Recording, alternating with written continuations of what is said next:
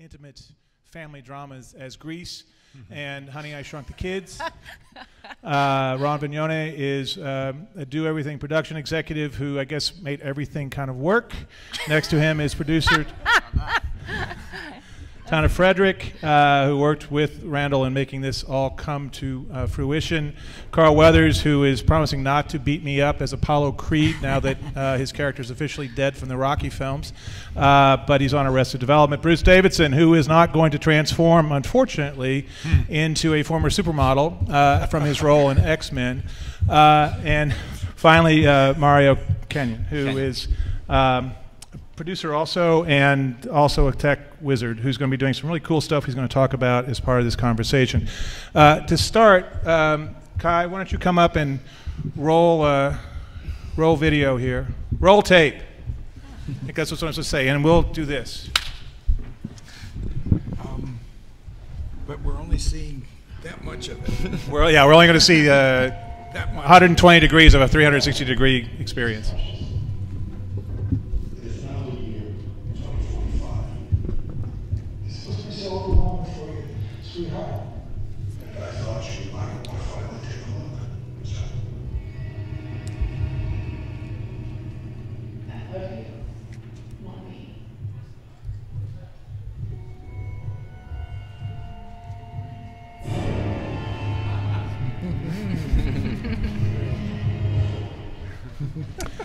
So, Defrost is looking pretty cool, right? I'm sure you've heard that at least 1,000 times already. And real quickly, I understand, Randall, this is something that is sprung from a long ago script that you created and stuck in a drawer somewhere. And all dusted off, yeah. Yeah. So speaking of that mic, so everybody can hear you. Yeah. Well, when I was at USC way back when, I wrote this story and just put it in a trunk. And then about 3 years ago, my brother showed me the first version of the Oculus Rift, and I thought, wow, how do you work with actors with this? And then I thought about that story, and I dusted it off, and we put it together and did the first pilot episode, which is this is the teaser for, and didn't really think that we were going to go on from there, but we got such great reaction that we decided to do 11 more, and for the next 11, we worked in 3D with the Ozo system. Okay, so it was so much fun you had to do it 11 more times. Yes. That is not a word I often hear associated with VR. I'd be interested, Ron and Tanak, if you could speak a little bit to this, from the challenges from the production and production technology side, what you all face in getting this thing out the door, the first one, and then from there on. Just talk a little bit about what you guys saw in the production side of this, in terms of cost. It was fairly expensive for the first one, right? You can start. You start. Actually, it's funny that you should say fun is not usually synonymous with VR, because we really had doing a narrative. I think probably is a hugely different experience than some of the gaming that goes on, and we actually had such a great time despite all the little foibles. I mean, I think I can say that even though, Randall and I are like pulling our hair out going to Switzerland right now. You still have lots of hair though. That's the good news. So don't rub it in, all right? So. You should have seen what it was before. Yeah. It was like out to here. But it's been really a joy to be working with Randall, who's a brilliant narrative storyteller, and then to work with such a brilliant brilliant cast that has stage experience, and meld the two together with such a new genius way to tell storytelling, and to have something that came out of like 1960.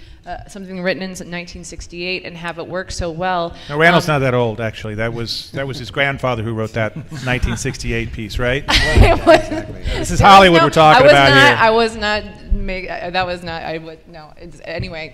Yeah. Okay. So it was, but it works beautifully, even with this material and filming with.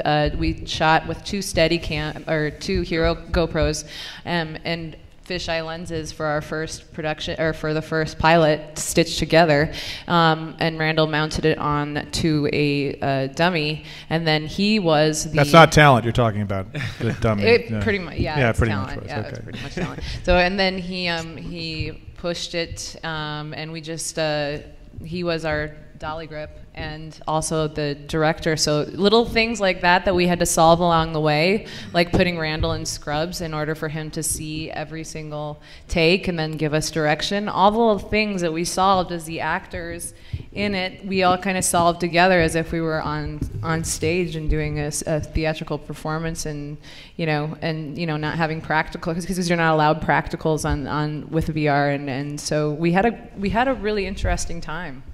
And I think it's interesting to note, it's important to note that the pilot was done with the 2 GoPros versus the much more sophisticated Ozo 3-dimensional stereoscopic camera that the next 11 were. And I think that the power of this story, the actors, the narrative, the direction, but really true story in the VR context is the thing that just keeps moving us along like a locomotive.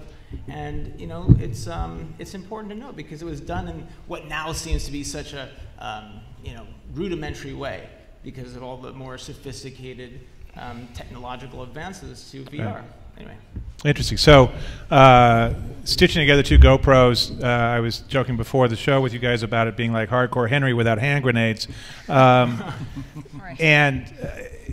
but you did have to solve some stuff. What were some of the challenges in terms of being able to tell that story? Does a GoPro, for the folks that are kind of going low budget, I mean, less than 10K or whatever for this first piece, lets a lot of folks do stuff. So does that work as an option, even if it's not that fancy? What's your take? We made it to Absolutely. Sundance with the pilot, so I mean, if that says anything. Yeah. I mean, it does. It does. Okay. Yeah. So for Randall, I mean, you're used to running with Panavision cameras that cost, I don't know, $10,000 a day to rent or whatever, and you're going with a $300 GoPro, duct taped onto another one.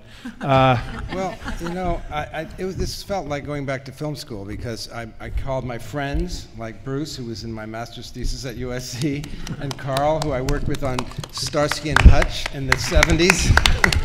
So, I mean, and then we were working with these little cameras, and it was very creative, and I had to So you were kind of doing the Andy Hardy thing. It was wonderful, yeah. Yeah. It was like that. That's Yeah, minus the drug all the habit. way. It was let's put on a show in the barn and like figure out what the heck we're doing. Randall just pushed it, and we were all like, okay, let's figure this out. And maybe while Randall was over here figuring out a problem, we were figuring out how to, stay out of each other's way. And we were kind of figuring out, okay, well, if we're playing to the camera, then how, who's the focal point here? As if you're doing theater in the round and trying to say whose audio is most important at this part, and we all work together like that. I mean, I like this, but it's inverse theater in the round, right? It's To me, looking it's out that, as yeah. opposed to looking in. And I'm curious for our esteemed thespians in the crowd here, for the two of you, Carl. Well, all right, we won't get into your sex life. Carl and Bruce, just talk a little bit about, for each of you, the experience of basically the camera's always on. I think that alone is sort of interesting. I think you both have some live theater experience, though, right? And some of this is like that. So what's it like from your all's perspective as performers when you're not saying your line? There's always a reaction shot going on, right? So talk about that a little bit. You want to go? Well, it is. It's like theater in the round in reverse. So we are the round, and we're playing to one audience member, which is this golf ball sitting on top of a head. This is even worse than like a green screen where you've got like. Well, it's not worse. It's just another perspective. As an actor in film, you're always taught to look off to the camera, just this close to it. This, we're playing to a real person, so we're looking straight at the person, which is the golf ball. So you're playing to what becomes that living character. And as far as working with the GoPro, as far as the other stuff, we started in 16 millimeter back when he was in college, and I was just out here. Grade school. Yeah, I wasn't born yet, but we did this wonderful little film, which is now in the Library of Congress, that Randall made for his student thesis. It was a short film called Peach about visiting his grandmother for the last time in an old age home. And we've been friends for, what, 45 years, 50 years now? My son's godfather, Randall is, but our mothers were friends. They became friends, and they always used to say, why don't you do something good like Peach? You don't need to blow stuff up. Just do something worthwhile. And Randall has always been great at narrative, at telling a story. So it's like watching the bouncing ball. It's not over the shoulder, close up, master shot, done by lunch, move on to the next. Right. It's working as an ensemble, and he always has a wonderful way as a director of getting people to collaborate in a way. He's not a director that has to have things done his way. He really loves actors. He chooses some of the best of them, and clearly, I mean, yeah. Right. And Harry Hamlin is also in it, and Veronica Cartwright. And you got a pretty good cast for a $10,000 movie. I'll say, or short, or whatever we want to call it. Yeah. Well, episodic. We got to work on the vocabulary. Pilot was 10 grand. The rest was So, Carl, what was your feeling on all this? Well, you know, the very first thing for any actor when you wear that hat is the words, the story. And when I had the opportunity to read the script, I thought it was a really wonderful piece. So that's what hooks you, you know, if the writing's good, if the story's good, and of course then as an actor what you look at is, so what does my character do? Because I really want it to be about me anyway, you know? And in this particular case, all of the characters really had very integral kind of meaningful parts to this because they all related to this character who was ultimately the camera's. What was your role, real quickly, and Bruce, your role too? I was the doctor in the facility that she was in, so. Right. After she's been defrosted. Right. Well, after she's been defrosted and she's in the wheelchair, so I start out by, you know, sort of telling her that she's been on ice for a while. Mm-hmm. But what I wanted to get to about this was, for me anyway, and I'm sure everybody has a different perspective here, what's important to remember at this point anyway, until the technology catches up with it, is that this very specifically fits this technology really well. You know, if you're telling a different kind of story, maybe you could integrate pieces in, but I think this particular story, because it is about all of these characters relating to one particular person, in a scenario where they all exist almost simultaneously, it makes it very, very, very accommodating for this technology where we're all on, as Bruce was saying, and Tana as well. You know, it's like being all of us on stage simultaneously in a play. And so you, as the audience member, as you wear the technology, get a chance to ultimately focus on who you want to focus on, but everybody has to be present all the time. Otherwise, you know, you sit over in the corner and pick your nose, the audience looks over there, as, you know, you're taking them out of the scene. So for me, that was the thing that was also intriguing on being a part of this, because how was Randall going to do this, you know, was the question mark. And because I'm interested in directing as well, and I watch a lot of what he does and I found it really wonderful to be a part of it. This does bring up an interesting question about essentially choreography. To me, one of the things that's interesting about any of this stuff is how you, obviously the audience can look anywhere, but you want to tell a narrative, you got to have them looking somewhere at a certain point. So you, as the director, Randall, have to figure out how to get people to look a certain way, kind of. How does that work? I mean, how do you do that? Well, I just directed my first play, and that was the perfect training for this, because in a play, of course, you can look anywhere you want. And I started figuring out how you do it as a director, how you draw attention, and the way you do it is with sound. So Mario, maybe you can stand in this, create compelling this, because you're about to do a really interesting project with all of this in Switzerland, which means no one else will get to see it.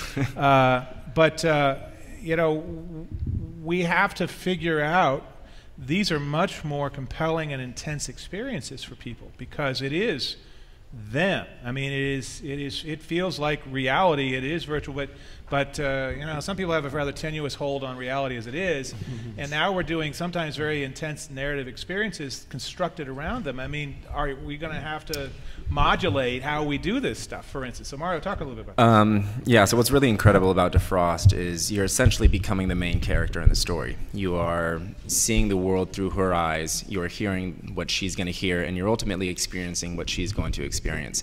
And Randall, when he wrote this, you know, back in 1968, and then he came across this technology, realized, wow, I can justify becoming this character because she's been cryogenically frozen for 30 years. She has vocal atrophy. She's in a wheelchair, so she can't move. So utilizing the limitations of mobile VR, which is how this is best shown in Gear, so there's no, you can't move around, that's not going to change your perspective. Your brain can really connect to, okay, I'm going to sit down with my hands on my knees, I'm in a wheelchair, I can't talk, but I can do this, look around, and so your brain can very easily connect to this new situation and this new reality, if you will. And we've determined that the ideal circumstances are to be sitting in a wheelchair while you're watching this with a really nice. Is there a minimum tech requirement? Well, the best obviously is what you described in a wheelchair, but really just sitting down, the brain can connect to this motion, and you can justify not moving around. We're headed to Switzerland, and we're actually going to do a 30-person synchronized screening, and so through this technology I have that the lovely folks over at 2-Bit Circus created, I can connect up to, they've done up to 200 headsets at the same time. Wow. Yeah, we're going to do 30 because that's how many I can carry over in my suitcase. And still get through customs, yeah. It's like, you use this for what? We have a secondary screening conversation to have with you, son.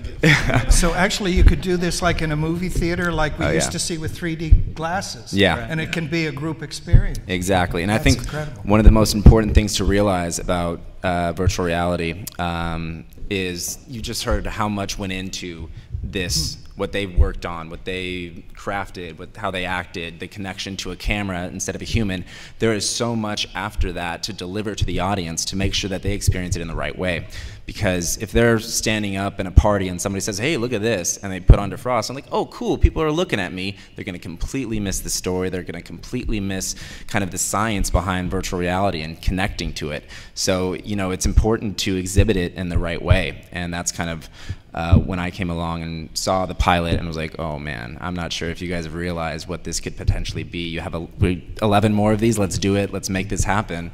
And ultimately, when all are done, you're going to be this character, Joan Garrison, for 60 minutes, and nobody up to this point knows what that's going to do to the brain and what can happen to memories produced in there and the science. And that's actually a really interesting question, because when I have heard that the brain really isn't wired, this is a technical term, for more than about 15 to 17 minutes of sustained VR viewing before we start to have issues. And I think that that's sort of fascinating. Certainly, you know, when 3D came out, there's a 5 to 10% of the population they can't do 3D, right? And this is a whole nother thing, because when you've got motion tracking and all that stuff overlaid, it can cause nausea for people that aren't used to it, and so on and so forth. But just in general, humans in general can't handle more than a certain length. Is that? That's kind of the average. A lot of experiences right now run about 5 minutes. I've been in. Is that a function more of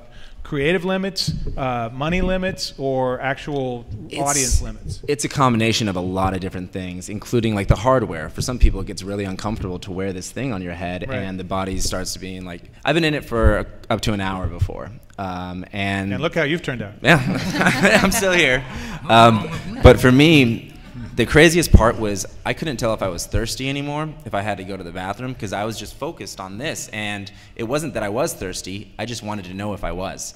And so I just took it out and I was like, yeah, I'm kind of thirsty. This is going to be so much trouble. A couple weeks ago, I did a panel at the LA Games Conference, and the gamers are really excited about this stuff, man. I mean, because as one of them said, the first audience is going to be gamers, the second audience is going to be gamers, the third audience is going to be gamers, because they've got the expensive rigs to do the high-end stuff and do the really immersive things. But I'm just thinking about like the Korean dude who played for 72 hours straight and died because he didn't do things like go to the bathroom or drink water. I mean, this is. Well, I think that's one of the things that was really compelling about doing this project too, is the responsibility, and I don't mean to be like highfalutin here, but the responsibility as an artist to create material that goes beyond just gaming. Not that there's anything wrong with gaming, but as our brains are wiring themselves into the future, and we are trying to provide content for our children, our children's children, you know, it's good storytelling, that we're providing good storytelling, that we're providing something that creates empathy, that creates feeling, that creates connection. And when Mario brought, when we did a synchronized showing in Dallas with 7, we saw, you guys don't even know this, but we at the Dallas Film Festival, we put 7 people in a room together and had them watching the Defrost, so we could see on the screen exactly what moment every frame they were watching and what their reactions were. And my favorite moment was the guy from that beautiful actor from The Blind Side who plays the big football player, yeah. You know. He plays Michael Oher. So he was just gleeful once he got these on, but then as he started getting emotionally involved, with which people tend to do with this material, which is pretty amazing that people can. This becomes an empathy machine, so to speak, and people, you know, take the goggles off and cry or whatever, but I didn't expect for this kind of communal experience to be created out of what Randall's created here. And there was a small, you know, very small, petite woman who was talking back to the camera, and, you know, you don't know that people are around you necessarily because you lose yourself in it because of the goggles and the gear and because of the headset. And this little tiny woman found his hand, and they held hands while Bruce was saying, "Honey, can you just squeeze my hand? Can you squeeze my hand?" And they both reached out and somehow just found each other's hands and held each other's hands during this like gripping it. And I filmed it, and I was so moved by this. And, yeah, and so they continued to hold it. They continued to hold it for the rest of the 5 minutes and what was duration. Truly amazing is we didn't tell them kind of any more than you're going to be you're going to watch the same thing, you're going to be in the same story, you're going to become the character. And so when everybody took this off and they were like, "Oh my God, that was amazing," some people asked, "Who are you? Were you the doctor? I had a stroke. Who are you in it?" And we were like, "Whoa, that's amazing," you know. And just imagine in the future creating stories where people become, you know, different people in this virtual environment. And, you know, I had never thought that would have crossed anybody's mind, that they're each a different character. But now it makes total sense, because you really do feel like this person. And you're like, oh, my friend is probably Carl Weathers. And Bruce Davidson is probably going to be my mom. And then you come out, who are you? Bruce, you're going to be somebody's mom? I mean, this is a pretty good piece of acting, I'm going to have to say. Well, it is the future. And we use any bathroom. I'm going to call people up right now. I just talked to the guy from Time. I mean, it's like Bruce is going to become a mother. Actually, I start out as her husband, and she's 35, but she's been gone for 30 years, so it's a bit of a shock for her to realize that I'm still her husband and she's still 35. Right, right. There's a little bit of that. It's sort of You were four when she left. Right. Yeah. I went to a screening last night of the new Captain America, and there's a big, you know, Captain America got frozen, and it's a very tiny spoiler that Agent Carter dies, and it was his girlfriend in World War II. Now he's in this era, so he's got some of the same stuff going on. So you guys obviously, I think the Captain America guys stole their script from you guys. I think you got a case here. Of course. There are only 3 stories. Yeah. One of the things about the acting in this was interesting is, first of all, they had to all remember their lines and not make any mistakes because it was all one shot. And especially Carl. Yeah, big deal, right? Who had like 3 pages of dialogue, and if he got and not just any dialogue. It's got to be like all medical stuff, right? Right. It only took 17 takes. So we got to do it again for Carl. How long was the actual episode? 5 minutes. So 5 minutes. They had it was like a 5-minute play. So you and Orwell. I mean Orson Welles, right? Yeah. Right. I mean, it's And Touch then- of Evil. Exactly. And then what we would do, before we would shoot, we would work with this actress, Kelly DeSarla, who plays the character in the mirror. And we would rehearse with her so that things like when Bruce has to do a really emotional scene with her, he's looking at this lens, and so we would rehearse with the actor beforehand and then go right into shooting it so that he could have that feeling. Kind of carry over. Right? So I think this is really interesting, though, this notion of an empathy engine, because that also seems to me to suggest some things, and I'd be interested in all your all's perspectives on this, to suggest some things about the kinds of topics, the kinds of storylines that are good or not good for this. I mean, again, it can be an intense experience. So what do you see as you look forward from this experience about where you would maybe do this again in a different setting or a different kind of story? What kind of stories do you think would make sense for what you guys say? Carl, go ahead. Yeah, you know, which actually something I thought of earlier, which I think is connected to this. One of the things I think that makes this work is that it is about human beings and relationships and feeling. You don't have things blowing up. You don't have people shooting guns at each other and diving and jumping off stuff and all that sort of stuff. So it's really a very contained story about these relationships and this family. And I think that has a lot to do with the success of it, because we all, experience that on a daily basis. So in answer to your question, it just seems to me that any experience that is human in our real world, for lack of a better word or phrase, in our real world, our everyday world, there's applicable areas that this can work. You know, I can immediately think of things that have to do with when the word was brought up about empathy. You can have empathy for children. Right. You can have empathy for human beings of a different sex, of the same sex, of different races, nationalities. So I think there are many handicapped people, obviously. I mean, boy, talk about having an opportunity to understand what somebody's going through in a wheelchair. I mean, all of a sudden, you understand why the Americans with Disabilities Act was important, right? Well, yeah. But I mean, you know, you can also take this and extrapolate and say, what about the issues with immigrants who come to this country and are treated poorly very often? Whether it is quote unquote illegal or not, the point is they're still human beings who are having a particular experience, and you may see it very differently after you have this kind of application in a story that is, again, about those human beings.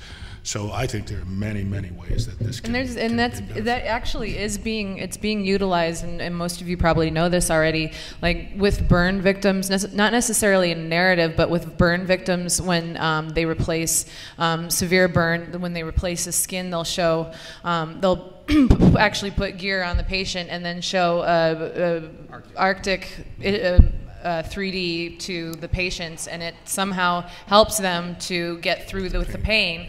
And then distraction therapy, yeah. Yes, and then Ron, I think that's called Hollywood in general, isn't it? Distraction therapy. Distraction therapy, yeah. And then Ron did something recently for the school area of Los Angeles about bullying with children, and you know they have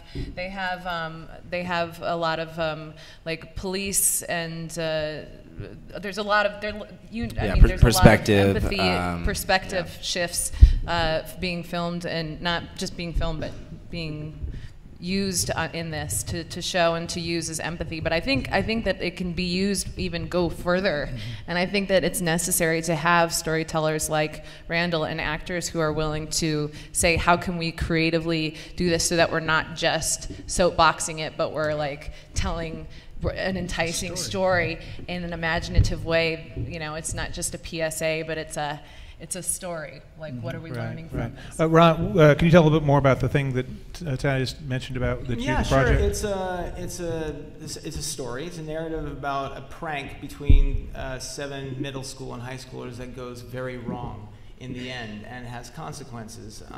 And they asked me to direct it, and the interesting thing about it is that who did you do this for? This is for an independent company called IQVR. Okay. And the interesting thing that relates to this is that I came at it with a thing of, okay, so we're going to actually bully someone in the first person. And the producers did not want to do that because they felt like it's just too intense of an experience. There are too many triggers possibly, especially the age group we were doing it for. And so we had to come up with another idea in terms of being the bystander that's watching abuse. And you are still complicit in the experience. And so once again, you know, it's, to Carl's point, anything in the human condition, anything that is human, and this has such an amazing ability to shift the perspective around, so you're in it. And that is equally valid, at least in terms of my experience so far, and I'm in the middle of it. It's powerful, you know. Interesting. So, Randall, you got something on your mind? Oh no, I was just thinking. I did when we first did this. I did an improv with students from Chapman University, John Badham's acting class, and I went down there and I had them improvise a lot of stuff to help with the script. And one of the improvs that we did was a disabled kid was the camera, and everybody was around talking behind his back about him, while one person was talking to him. And so you could sort of like, you had something taking your attention, and then over here they're saying, can he hear me? And what you know, things, talking at him and stuff. And it was really, I think it would be a really good use of this. I was thinking maybe we should do that. Interesting. Okay. I mean, I think that one of the interesting things that I'm hearing from you guys is that despite the fact that this is the bleeding edge of technology, certainly for this year, that it all goes back to a script that was couched in a very different technological era, based in a very human story, and that even when it got transmuted into this new technological space, that was the least important thing, coolest thing for Defrost maybe, but not the thing that makes it run and work. It's about people and relationships. Yeah.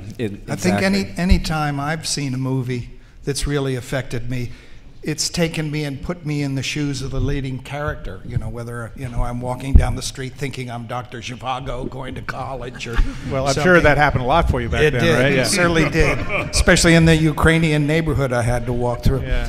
In the snow. Well, you look like Omar Sharif. I mean, well, thank you. I look at you and I go, Sharif, totally. Thank you. But I've heard, Bruce, that you still have that experience. I still do. Well, I put myself in your shoes and I get into that boxing ring and I just keep trying to whacking it away. But it's always, the story is always about putting yourself in the shoes of the main character, and what a wonderful way to do it. It's just figuring out how to make it work and not making it tricky. With new technology, it's always like when perspective was invented. There was a lot of crappy perspective pictures painted, but every once in a while, the ones that really spoke to people, it was a new way of doing something.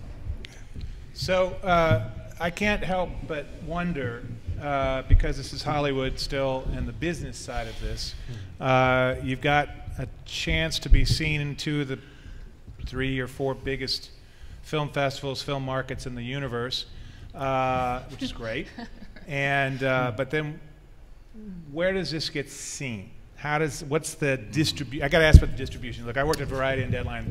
I want to know about the distribution. So what's that, Mr. Producer guys? And women. Big intergalactic question. Yeah. Yeah, things got quiet all of a sudden. Talk about group roundtable discussion. Ideally, I think what we had hoped was that when everybody has these goggles, and in about 6 months or so, we'll finally be finished all our episodes, and they'll be downloadable as like Netflix, where you can either look at them individually or you can binge on them. That's ideally what we'd like to do. Yeah, definitely. We're hoping to distribute them at once, and even though, yes, there are limitations to watching like an hour of VR and how much people can handle, I think that doing the Netflix model and having people be able to binge watch, because each episode runs between 5:30 and 6 minutes long, is the best way to go. And I think these are very stomachable, because first of all, Randall, a new verb, adjective actually. Stomachable. Yes. Because Randall, first of all, was the dolly grip and was very, very Smooth. Slow and so do you get a credit for that too? What? I've always wanted to be a... Does he get a credit for dolly grip? Yeah, I mean, that's the only reason. They're like ballet dancers. Yeah, you know, right. Because he wanted to like just fill in that last little bit of his long credit list. Yeah. That's actually interesting, because here you are. Normally the director's sitting off to the side. He's got nowadays he's got the hood he can get under to see the replay on the video thing. And here you are. You're in the middle of things. Well, you had to do that because there's no way, especially in the pilot with the GoPro, you can't see it live. With the Ozo, you can. There's a way that the director can wear the unit and be off the set and see what's going on. But in this case, you know, there'd be no way to see what the actors are doing. So you needed to be that and actually be like an owl and have your head on a swivel too. I mean, right? I mean, essentially, you're trying to figure out who's doing whatever behind me, right? Well, most of it happened in the front, so that worked out. Okay, so as just help me understand. You're rolling along the dummy with the GoPro head, and you've got your scrubs on. Yeah. Looking very doctoral, and you're kind of telling people, okay, are you just like pointing to folks, and now it's you, or how's that work? We rehearse, and then we just do it. And just do it. I just was very quiet and just watched. And plus, you know, you could still, if you lean back while you're watching it, you can see up Randall's nose. So, you know, he can't that is a look. You can't be pointing like, no, you know, or doing anything because he is an actor and a presence. I couldn't do anything. But you didn't have any lines, though, right? Well, once in a while. But I really, you know, it was very hard for me not to be empathetic with the actors when they're doing something good and go, oh, that's great. It's like, shut up, coach. Yeah. Or, oh, that stinks. And then, you know, cut. How to cover. That's great. Because I'm sorry, go ahead, Carl. No, I was just going to say, remember, you know, the one thing that we talked about early on, or that was mentioned early on, was, you know, if you do a play, you rehearse it. Right. The director doesn't come out in the middle of a play and say, wait. No, you got to move over a few inches because you're not on the mark that I really. We rehearse this stuff, you know. So you rehearse it a few times, and you run through it. And if it's not working, obviously the director has the ability to say, no, please do this, and then you run through it. And it's 5 minutes, so you know it's a sprint. It's not a marathon. So it's very doable. But again, what I tend to focus on about this is this story accommodates this technology. You know, there are some technologies that may not be accommodated as well, or some stories that might not work as well. This story was a very specific story that works really well here, and I think the idea that you have this woman who never says anything, who you as a member of the audience becomes, it could be a person, it could be an animal, it could be whatever it is, a sentient being, but you then, the audience member, has that experience that that person is having. So that's where this thing really seems to have tremendous impact. It really pours you into that, into the you dummy, essentially. Yeah, it's a if you skin can then, in terms of a storyteller, extrapolate from there and say, okay, so how do I tell a story that has a similar sort of complexity to it, where I, the audience member, ultimately become that non-speaking character. Yes, you have to come up with reasons with the mobile devices that we're doing here. Right. Yeah. And not the HTC Vive and all of those are different, but for this kind of platform, you know, you have to have some reason why they can't talk. Like maybe they're escaping across the border and they can't say anything, or you know, they're a dog, or you know, different ways that you can't talk. Mm-hmm. So there used to be silent films. Right. Well, and some of the great ones, yeah. It's been a while, other than the artist. But that's an interesting thing, trying to figure out in these early days how we create what are the narrative through lines that make sense, that can be compelling. Do you see this? I'm curious from all of you all. I mean, it is the hot thing. It's all over the conference this time, and it was last fall. There's all kinds of hardware rolling out, all kinds of money being spent on content.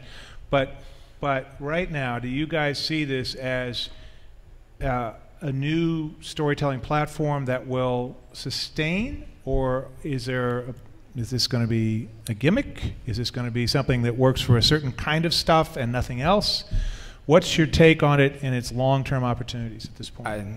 I think that there's an infinite amount of stories that can be told in this space. This is just one particular one that fits so nicely in mobile VR because, you know, it's plausible that you're in this situation, that you're in this wheelchair, that you can connect to it.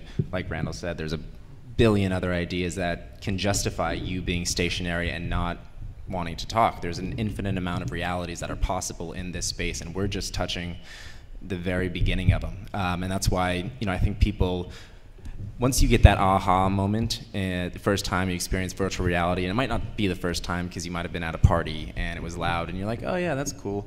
But once you have that first aha moment, you realize that everything that you imagine can be possible in this space. And it's up to creators like Randall and Tana and everybody up here to continue to think of those ideas that pushes this medium forward, because it's not stopping, it's not slowing down, and it would be a shame if cinematic virtual reality kind of got left behind while all the other industries are taking it up because of what it offers. And it'll also be really interesting to figure out how to, with the new technology, Oculus Rift and HTC Vive, where you can move around, to try to figure out ways to adapt to that. I mean, we should issue a caveat. That's true. So your all's mode was really what they call 360. Right. It doesn't again keep track of your actual physical position, where your head's turning and all that stuff, in quite the same way that the high-end stuff does. So that actually connects you to software within those experiences that makes it even more intense and more consuming in some ways. But it's also more expensive hardware. So is what you're saying, that there's going to be even more sophisticated experiences possible with those higher end machines that we can't do here? Or maybe the flip side of that, things we really shouldn't do with those more sophisticated machines because it's too much? Well, we have to experiment and find out. I have no idea, because I haven't really tried it yet. Okay. I'd love to, though. All right. Yeah, so that's next week. When you give when you give the viewer more agency, more control, obviously they're going to be crafting their own story, as opposed to, you know, in mobile VR with gear, where this is the story and it's going to be the same thing every time. You can look at it from a different angle, but it's going to be the same story over and over again. So it's the author's story. It's not the user story, where, you know, you get into these other interactive things that are incredible, they're beautiful, but it's not necessarily a storyteller's dream, because you can have people interacting with it in a billion different ways. So I think we're going to start to see this clear section of, you know, this is mobile VR and this is what it's great for. This is HTC and this is what it's great for. This is Oculus and this is what it's great for. This also goes back to distribution. Because it's in mobile VR, everybody now has a phone that can power and be a virtual reality screen. And so through apps, and as the resolutions on the screens get better and as the storage capacity grows, you're going to be able to see a lot of amazing stuff just on your mobile phone. Sure. So you can load it right off of your iPhone or your Android. Just throw it into the machine and find that app, and you know. Right. Ron, you were going to say something? Yeah, I was just going to say, and I think that the clear line will be the move to narrative now. I really do. I think that, you know, so much of this is experiential and contextual. You're in an experience, and they're all wonderful. They are great, but I just think that human beings have an insatiable thirst for a story. As a writer, I'm way into that. I mean, the narrative is everything, and I think it's that for businesses, it's that for telling stories. Technology benefits when it has narrative attached to it. But Tana, you were going to say something. Yeah, I think that what we're really going to count on is sort of the indie movement of narrative VR at this point. Is people just picking up stuff, experimenting with it, figuring out, you know, to quote Orson Welles, the enemy of art is the absence of limitations. Figuring out, okay, this is what's next. You know, we moved from 2 hero cams to a Mobius, you know, where we were able to actually make the character fall, and just take that and like mess up as so much we'll call as this possible. what we'll call this VinDR. I'm working with you on this. You know, virtual reality VR, Indie VR, VinDR. VinDR. I don't know. Yeah. We'll work on it. All right. Well, yeah, but I think because it's a wild, wild west, you know, and people can create great content, and there's so many burgeoning like students out there that have an upper hand on people who have been doing this for years. It's going to be exciting to see what the millennials are going to come up with. I hate to ask this because I'm older than all of you, I think, because it was your grandfather's 1968 script. You know, I do wonder, you all are people of some significant experience, and even Mario here, because I notice a little flecks of white in your hair, despite your youthful demeanor. That's a way of putting that. Thank you. You look very distinguished, but I'm just curious about, you know, where does the 15-year-old that no one's heard of, who's the next Spielberg of VR, and is hanging out in his back bedroom in Long Beach, and his dad's a tech dude or whatever, and where can it go with those guys? I think that's an interesting thing to ponder. Definitely. It'll be very easy for them to do it because the equipment is not that hard to get a hold of, and actually Crytek is doing 30. The game company, right? Crytek, yeah. 30 film schools, 30 film schools. They're starting VR sections in 30 film schools. One of them is at Bahçeşehir University in Turkey, where I'm going to be going in a couple of weeks. And You're just rubbing in, man. Switzerland, Turkey. They're doing it at USC. I think they're USC is kind of a foreign land, and I say that as a former employee. All these schools are going to have these VR sections now from Crytek, and so there's going to be a whole generation coming up making these things. Right. That's very interesting. And as far as the limitations of story goes, I mean, Shakespeare wrote in iambic pentameter. Fairly limiting. And that was quite worked limiting. out for him. It worked out pretty good. So maybe there's a 15-year-old Shakespeare out there and waiting to work with the VR. Yeah, iambic pentameter in VR. What would that be? So VinDR, now we got to do Viambic reality. Anyway. We've got a few minutes left for questions. I'm going to threaten you. It better be a question and not a statement, not a rant, not a declamation of your professional ability to work with this fine collection of talent on the screen here. Have a question and make it brief because he's got a plane to catch to his latest faraway destination. Right here in front. Stand up, stand up, stand up. Talk loud. You brought up theater. There's this huge immersive theater movement that's been going on for the last 10 or 15 years. And just being in some of those rooms, a lot of the conversations they're having are the exact same conversations. Without a camera, though, right?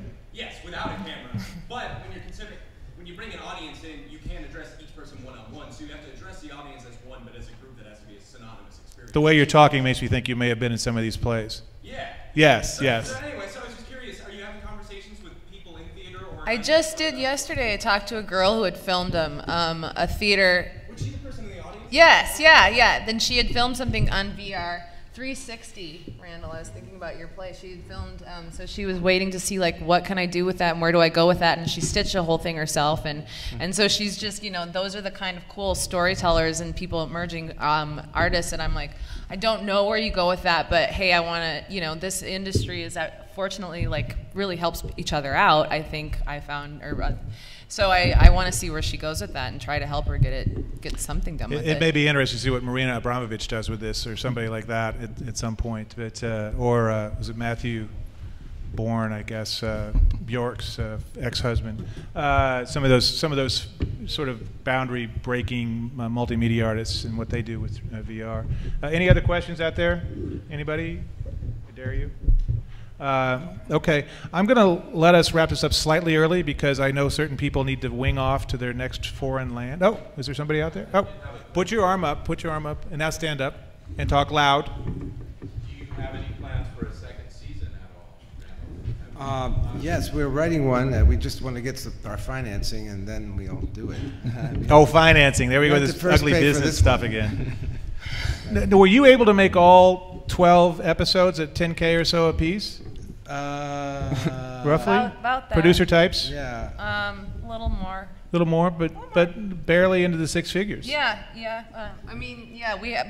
But again, we had a lot of people because we were new and because this was new and because we had wonderful people helping us out and saying I'll try this and, sure. And it was the Judy and Mickey let's put on a show because it was VR narrative and people were interested and it was a great moving wonderful collaboration between everybody on set because people were just so stoked to try this and because it was a great script so a lot of favors were pulled too. Yeah, that feels very indie film, doesn't it? Mm-hmm. I mean, that it really was. does. It was yeah. a joy. It was a joy to be on set. Okay, it'd be fun to see if, and the studios are playing with this though, right? I mean, some of the major studios are playing with this stuff in some way or another, correct? Yes. And are we going to see anything, are you guys hearing anything that's of interest to you all as creators of various sorts that the big guys are doing? Well, I think most movie studios are using VR as a promotional device for their features. That's Sure. how it's working. Or for their interactive unit or something like that. Yeah. Right. Well, that would make sense. Sure, you put it up on YouTube, a VR space, behind the scenes kind of thing of your movie, so people can kind of walk around and check out the set or whatever. That would make a lot of sense, sure. And for not that much money, right? Great. Okay. Anybody else? One last shot before he flies off. They all fly off to Switzerland, I think. Oh, there's one more back there. Stand up, please.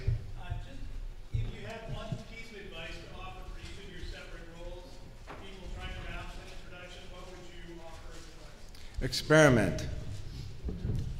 It could be more than one word, though. Yeah, just really don't be afraid to fail, and I mean that in the most positive way, because it's so nascent, and it's you learn as you go, and you learn wonderful things as you make the mistakes. Yep, just take a camera. One guy told me.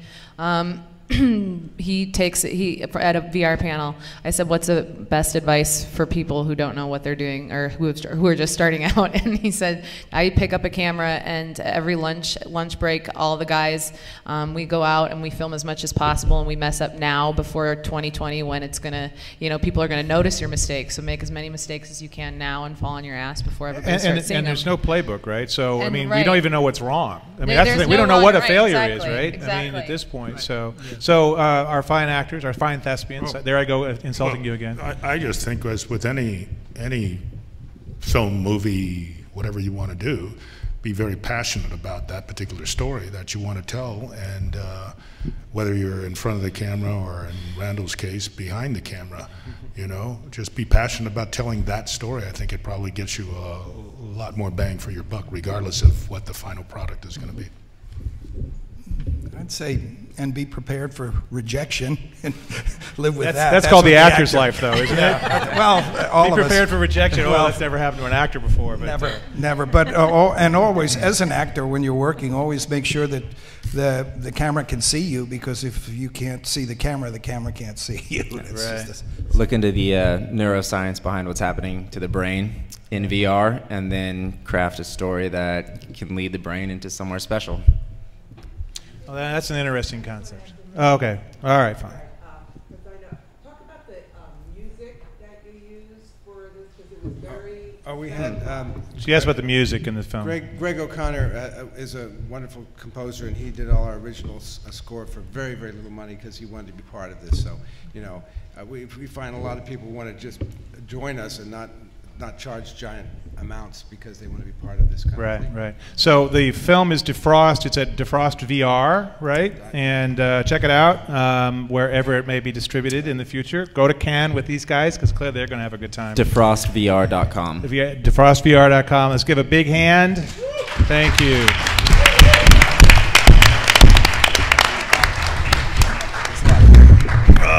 Great job.